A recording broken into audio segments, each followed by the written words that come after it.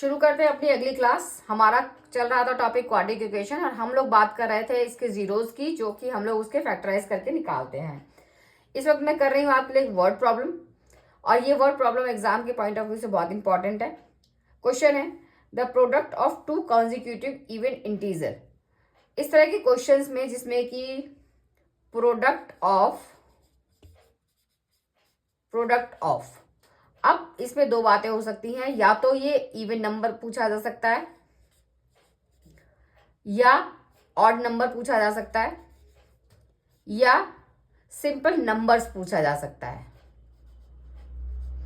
इस तरह से तीन केसेस हो सकते हैं। ये बोर्ड के हिसाब से इंपॉर्टेंट क्वेश्चन है, किसी भी फॉर्म में आ सकता है।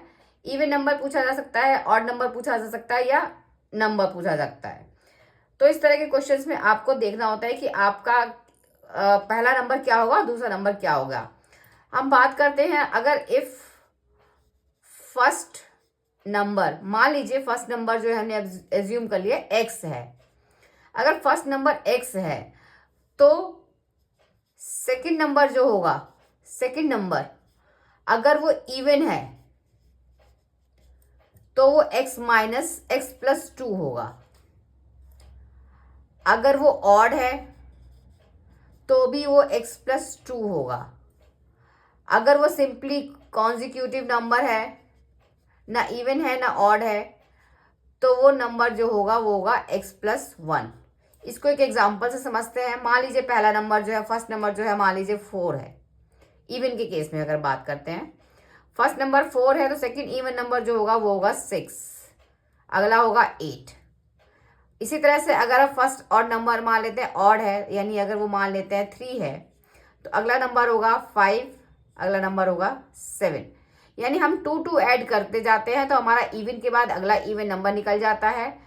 सेम केस में ऑड में भी अगला सेम नंबर निकालने के लिए हमें 2 ऐड करना पड़ता है। बट अगर हमसे पूछा जाता है कि सिंपली कॉन्जिक्यूटिव नंबर्स, अगर एक नंबर जो है 5 है तो अगला नंबर जो होगा वो 6 होगा, उसके अगला नंबर 7 होगा। यानी अगर इवन और ऑड की कंडीशन नहीं गिवन है तो आप उसमें +1 करके नेक्स्ट नंबर फाइंड कर सकते हैं। आपका जो क्वेश्चन हो सकता है वो किसी पे भी बेस हो सकता है, बट उसका करने का तरीका यही रहेगा। तो अब हम अपने क्वेश्चन पे आते हैं। उम्मीद करती हूँ ये चीज़ आपको समझ में आई होगी। अगर ये समझ में आ गई है तो आपका क्वेश्चन गलत नहीं होगा। आपको पता होगा कि आपको 1 कहाँ ऐड करना और कहाँ 2 ऐड करना है। तो क्वेश्चन पे आते हैं। हमारा क्वेश्चन है the product of two consecutive even number, even integers is 288। यानी हमारा जो क्वेश्चन है उसमें दिया गया है कि दो नंबर्स हैं even number, product of even numbers, ये जो है 288 है। तो आपको फाइंड करना है वो इंटीजर्स कौन कौन से हैं। तो सिंपल सी बात है, एज्यूम करेंगे let the first even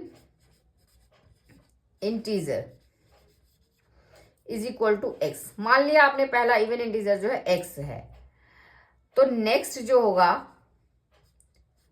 next even integer जो होगा इस हिसाब से ये हो जाएगा x प्लस 2। तो इस तरह से हमारा दो नंबर मिल गए। अब इनका प्रोडक्ट यानी x एंड x प्लस 2, इनका प्रोडक्ट जो गिवन है ये है 288। अब इसको हम लोग सॉल्व करेंगे जैसे हमने पहले किया है। इसको हम लोग मल्टीप्लाई करेंगे, x² plus 2x minus 288 is equal to 0। अब इसके हम लोग जीरोज निकालेंगे। इसका मतलब हमें 288 को फैक्टराइज करना पड़ेगा। तो ये जो फैक्टर बन रहा है वो बन रहा है 16 और 18, और ये माइनस का साइन है, इसका मतलब हमें इसको माइनस करना पड़ेगा। 18 यहाँ लिखते हैं, 16 यहाँ लिखते हैं, x लिखते हैं, x लिखते हैं। अब बात करते हैं साइन की। 2x के आगे साइन आ रहा है प्लस का, यानी जो बड़ा नंबर होगा उसके आगे साइन लगाएंगे हम प्लस का, छोटे नंबर के आगे लगाएंगे माइनस का। Minus 288 is equal to 0। अब इसको फैक्टराइज किया, x कॉमन लिया तो ये हो गया x प्लस 18, और यहाँ से माइनस 16 हमने बाहर लिया तो ये बना x minus x plus 18 is equal to 0। यानी x के हमारे पास दो फैक्टर है, x is equal to 16 and x is equal to minus का 18। अब हम बात करते हैं आंसर की।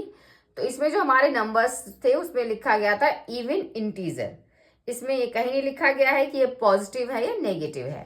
तो इसका मतलब if first number is equal to 16, then second number जो होगा इवन इंटीजर के केस में वो होगा 16 प्लस 2 यानी कि 18। And if first number is equal to minus 18, then second even integer जो होगा वो हो जाएगा माइनस 18 प्लस 2 यानी कि माइनस का 16। तो इसका मतलब हमारे पास दो पेयर ऑफ इक्वेशन बना, एक तो 16 और 18, ये आंसर हुआ। या हमारे पास एक और आंसर का सेट है, वो है माइनस का 18 और माइनस का 16। और ये दोनों ही सेट जो है इसकी कंडीशन को सेटिस्फाई करें। आप दोनों को मल्टीप्लाई करेंगे तो आपका 288 आ जाएगा। तो दोनों ही आंसर हमारे एकदम सही है। अगर इस क्वेश्चन में आपको इवन पूछा जाता है तो ये दोनों आंसर ठीक है। अगर आपसे इसमें पॉजिटिव भी पूछा जाता है तो उस केस में आप सिर्फ इस वाले सेट को राइट आंसर बताएंगे, फिर ये इस केस में ये आंसर आप कंसीडर नहीं करेंगे। इसी तरह से अगर आपसे नेगेटिव पूछा जाता है तो सिर्फ आप इसी कंडीशन को सेटिस्फाई करेंगे, इसको नहीं करेंगे। तो डिपेंड करता है कि आपका जो क्वेश्चन में उसमें किस तरह का नंबर पूछा गया है।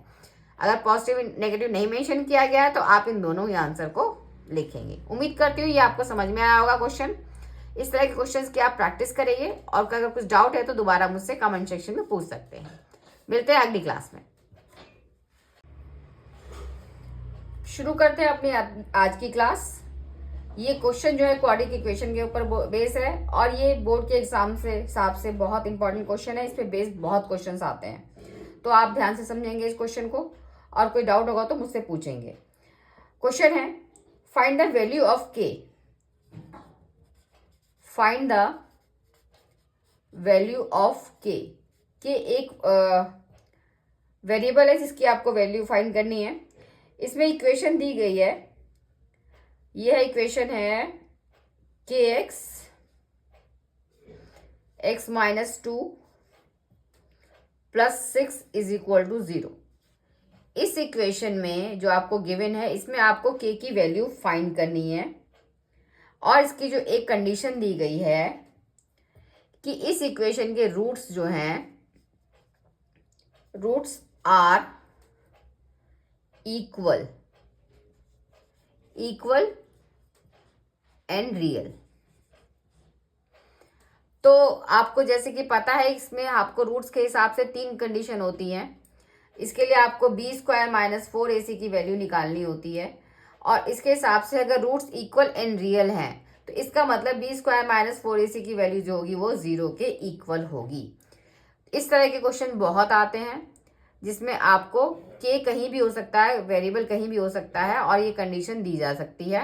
ये क्वेश्चन बहुत लेंथी क्वेश्चन नहीं होते हैं, बट अगर आप इस स्टेटमेंट को या इस तीनों कंडीशन को याद नहीं रखेंगे तो आप इसको नहीं कर पाएंगे। जरूरी नहीं है कि इक्वल और रियल है, आपको लेस वाली कंडीशन भी आ सकती है और आपको नॉट इक्वल एंड रियल वाली कंडीशन भी आ सकती है। तो शुरू करते हैं अपना सवाल। तो कई बार हम लोग क्या करते हैं कि इस क्वेश्चन को यहीं से हम ABC की वैल्यू निकालना शुरू कर देते हैं, बट हमें ध्यान रखना पड़ेगा कि हमारी स्टैंडर्ड फॉर्म ऑफ इक्वेशन क्या होती है। हमारी स्टैंडर्ड फॉर्म ऑफ इक्वेशन जो होती है वो होती है ax square plus bx plus c is equal to 0। इस इक्वेशन के हिसाब से ये फॉर्मूला बना हुआ है। हमारी इक्वेशन हम देख रहे हैं कि इस कंडीशन पे नहीं है। अभी हमारे पास कहीं एक्स स्क्वायर हमें नहीं दिख रहा है, कहीं एक्स की टर्म हमें दिख रही है लेकिन उसके साथ मल्टीपल में कोई नंबर है। तो हमें ये गलती नहीं करनी है, हम इसे पहले इस फॉर्म में कन्वर्ट करेंगे। तो चलिए कन्वर्ट करते हैं इसे, ब्रैकेट्स खोल देते हैं हम इसे।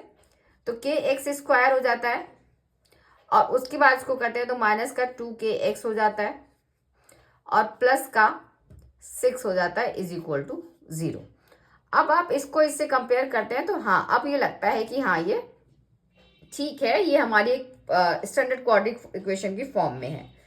तो इस हिसाब से अब हम कंपेयर करते हैं और ABC की वैल्यू निकालते हैं। तो A की वैल्यू तो हमारे पास आती है k, एक्स स्क्वायर का फैक्टर, उसके बाद अगर b की वैल्यू निकालते हैं तो b की वैल्यू आती है हमारे पास -2k x के कोफिशिएंट, और अगर c की वैल्यू निकालते हैं तो ये आ जाता है हमारे पास 6।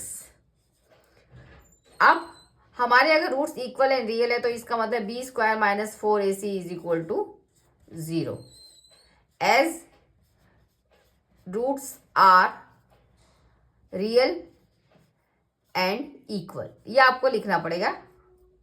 उसके बाद आप वैल्यू पुट करेंगे, a की जगह a, b की जगह b, c की जगह c। तो b स्क्वायर हम बात करते हैं तो ये तो होता है -2k का होल स्क्वायर, ब्रैकेट्स रखेंगे, जहां माइनस का साइन होगा आप उसे हमेशा ब्रैकेट में लिखेंगे, -4, a की वैल्यू हमारे पास है k और c की वैल्यू है हमारे पास 6 और इज इक्वल टू 0 क्योंकि रूट्स इक्वल है हमारे पास। अब इसको सॉल्व करते हैं तो इसको होल स्क्वायर खोलेंगे, 2 का स्क्वायर भी खोलेंगे, माइनस का स्क्वायर भी खोलेंगे और k का भी। तो ये होता है 4k स्क्वायर माइनस, और ये हो जाता है 24k इज इक्वल टू 0। अब इसमें से आप 4k कॉमन ले लेंगे तो ये हो जाता है k minus 6 is equal to 0। इसका मतलब हमारे पास अब दो टर्म बची, एक तो 4k इज इक्वल टू 0 और k minus 6 is equal to 0। इससे जो हमारे पास k की वैल्यू आती है वो आती है 0, और इस टर्म से हमारे पास k की वैल्यू जो आती है वो आती है 6। अब हमें वैल्यू फाइंड करनी है कि कौन सी वैल्यू हमारी सही है।